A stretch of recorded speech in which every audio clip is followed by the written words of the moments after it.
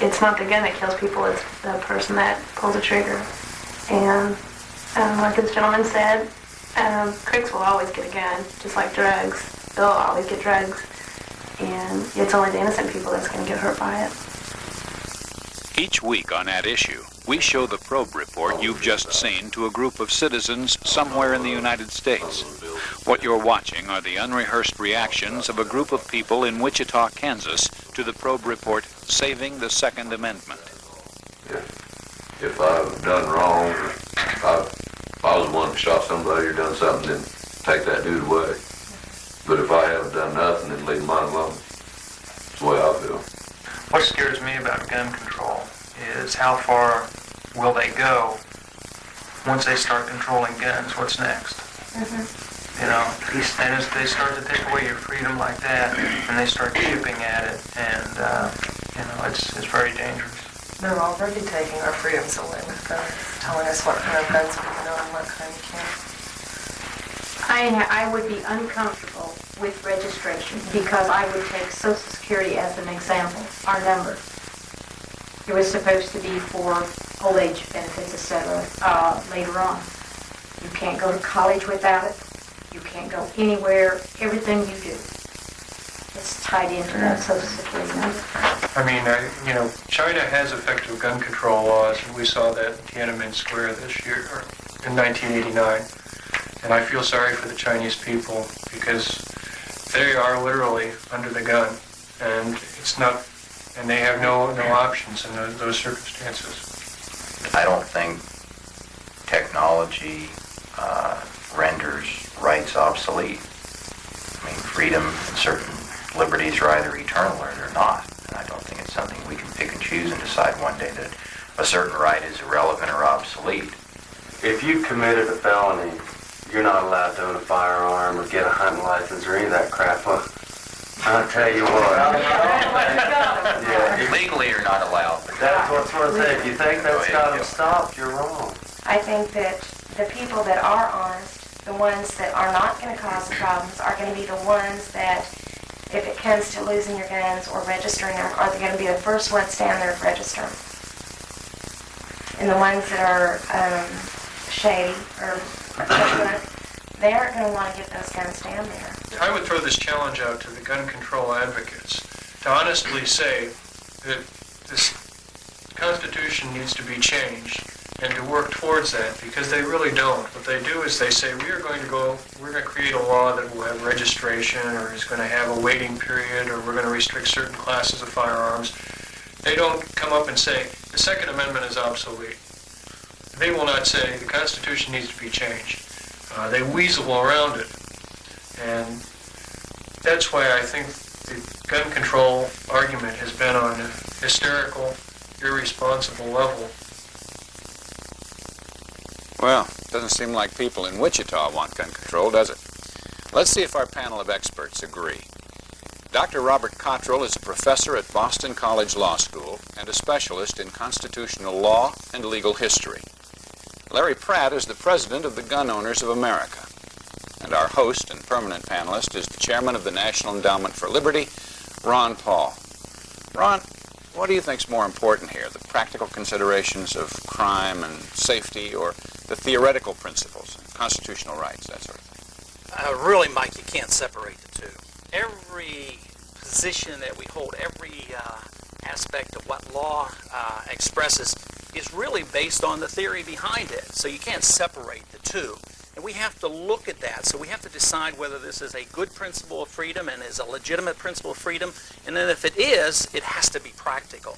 So my argument would be is we have to decide whether it's a legitimate principle of freedom. Obviously, the Founding Fathers indicated that they thought it was, and therefore it should be the most practical. But I think that's our job, is to prove to the audience that it is not only good theory, but good theory always leads to practical conclusions. First, I'd like to start off by asking both the guests today something about, the Second Amendment, and how legitimate is this debate? The anti-gun people would like to say that really that was not what was intended. It was intended for the militia to have guns, not for individuals. Is there any legitimacy to this argument, or is this just a ploy on their part? Well, I don't think it's so much a ploy. In the case of some people, it is. But I think that one of the things is that we have to realize that by law, at the time of the framing of the Second Amendment, the militia consisted of virtually the entire free male population. The first Militia Act of 1792 put in the militia all men between the ages, all white men between the ages of 17 and 45. That was later amended in 1862, I believe, to include all men, black, white, and others. So that the militia has always been far broader than the organized militia, or what we might term the National Guard today. And so they meant the two rights, I think as Dr. Malcolm indicated, to really be interrelated, an individual right to bear arms, so that the state, that the defense of society would rest not on a professional army or professional police force, but on the citizenry as a whole, essentially to prevent the state from having a monopoly of force. That was the great concern that the Founding Fathers had. When you read through the debates and the arguments that were made for adopting the Bill of Rights and the Second Amendment in particular, there was a lot of looking over the ocean at what had happened and what was happening in Europe. And people like Madison would say, well, the reason they have despotisms over there is that the governments do not trust their people with guns. So they were treating entire countries from those governments as if they were entire countries as slave populations. And the people here realized that slavery was going to come if they were not armed. If the government had a monopoly of force, there would be no way to stop raging bureaucracy from taking over the country.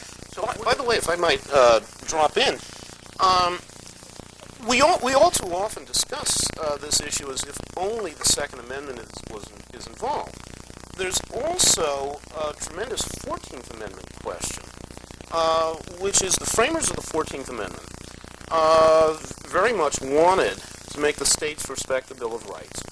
And the 14th Amendment was framed after the Civil War by the 39th Congress, and one of the things that they were most alarmed about was that southern states were disarming the freedmen. There were black codes passed in 1865 and 66, specifying that blacks could not own arms unless they were in the army, whereas, of course, whites could. And if you look at the debates over the 39th Congress, this greatly upset the Congress because the one group of proven Unionists in the South were being disarmed, and were being disarmed because it would then be easier, in fact, to take away their rights. So this is not only a Second Amendment question, but indeed that principle of the individual's right to bear arms is reaffirmed. You look at the legislative history of the 14th Amendment. I think it could be argued that it's a property rights argument too. It's a piece of property. We ought to have a right to own the property that we want.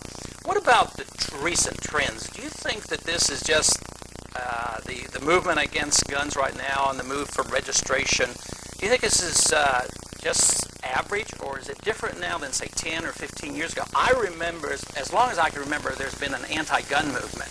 But are we more concerned about it today than we should be, or is this just sort of routine? I think there's always been a tendency on the part of establishments, whoever the establishments are, to view guns as a problem for them, guns in the hands of the people. The New York Times used to be a conservative newspaper 100 years ago, and they were opposed to the right to keep and bear arms then. They're a liberal newspaper today, and they're still opposed to the right to keep and bear arms. The one thing that's constant, besides their opposition to guns in the hands of the people, is that they're in the establishment. And I think that's the big problem that has not gone away. It's the same old problem of people who have power and increasingly may not consider themselves to have legitimacy, have only one way to maintain it, and that's through firearms. Let me dissent from that to a certain extent. I think that we do have a real crime problem in this country. And I think we're really desperate to find ways to ameliorate that problem. And we strike out in different directions. Bob, yes. Let me ask you to hold that thought for just a moment. We're going to have to take a short break. We'll return to more views and comments on the subject at issue in just a moment.